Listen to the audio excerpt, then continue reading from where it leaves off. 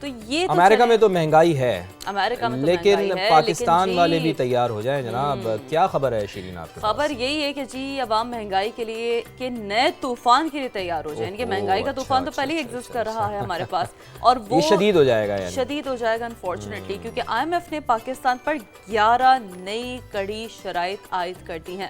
آپ کو یاد ہوگا کہ ہم جب ایک آدھ شرائط یا 1 سے 2 شرائط پر بھی بات کرتے ہیں تو اس کے بھی ہم چیزوں کو انالائز کرتے ہیں کہ اس کا امپیکٹ کیا پڑے گا. لیکن ایک چیز یہ ہے شیرین کہ اب دیکھنا یہ ہوگا نا کہ 11 جو نئی کڑی شرائط ہیں، اب پاکستانی گورنمنٹ اس کے اوپر کیسا رسپانس کرتی ہے. ہو سکتا ہے کہ وہ کہے جی ہم یہ نہیں کر سکتے، ہم 2 شرائط مان لیتے ہیں یا 3 شرائط مان لیتے ہیں، لیکن وہ جو 2-3 شرائط بھی ہوں گی اس سے بھی انسان کی کمر ٹوٹ جائے گی، چونکہ مہنگائی اس سے اتنی زیادہ بڑھ جائے گی.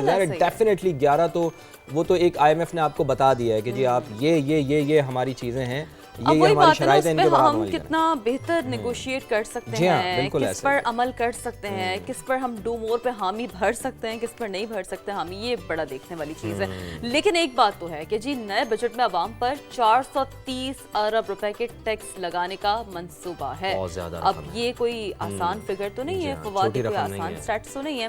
اب FBR کا ٹیکس ہدف 15,267 ارب روپے مقرر کرنے کی فار ایگزامپل ایک تجویز ہے. صحیح ہے. اب پیٹرولیم لیوی کی مد میں عوام سے اگر 1727 ارب روپے وصول کیے جائیں گے تو پھر گیس ٹیرف کو بھی اگر اس کے ساتھ ہم کنیکٹ کر دیں، بجلی کے نرخوں میں بھی اضافے کا پلان ہوگا. ظاہر سی بات ہے اگر آپ نے ٹیکس نیٹ میں لانا ہے بہت سارے لوگوں کو اور اس طرح کا جو سینیریو ڈیولپ کرنا ہے تو پھر تو اس میں پھر معاشی لحاظ سے بہت سارے انڈائریکٹ ٹیکسز جس کا ہم ہمیشہ ذکر کرتے ہیں بالکل وہ تو لگیں گے. اس کے ساتھ ساتھ IMF نے باقاعدہ ایک رپورٹ بھی پیش کی ہے. IMF نے پاکستان میں معاشی ترقی کی رفتار سست رہنے اور مہنگائی بڑھنے کا خدشہ بھی ظاہر کر دیا ہے. یعنی کہ معیشت آپ کی سست روی کا شکار رہے گی آنے والے سال، اور اس کا الٹیمیٹلی جو امپیکٹ آئے گا وہ مہنگائی کے اوپر آئے گا، ایک عام آدمی کی زندگی کے اوپر آئے گا. اس کے ساتھ ساتھ مشرق وسطیٰ کا جو تنازع ہے وہ اگلے سال بھی پاکستان کی معیشت کو متاثر کر سکتا ہے. یعنی ایک تو پوری دنیا کو متاثر کرتا ہے، اور اس کے ساتھ ساتھ اس کا جو امپیکٹ کئی ممالک پر آ رہا ہے، جیسے پوری دنیا میں ہی آ رہا ہے. آپ نے بھی امریکہ کا ذکر کیا تھا تھوڑی دیر پہلے.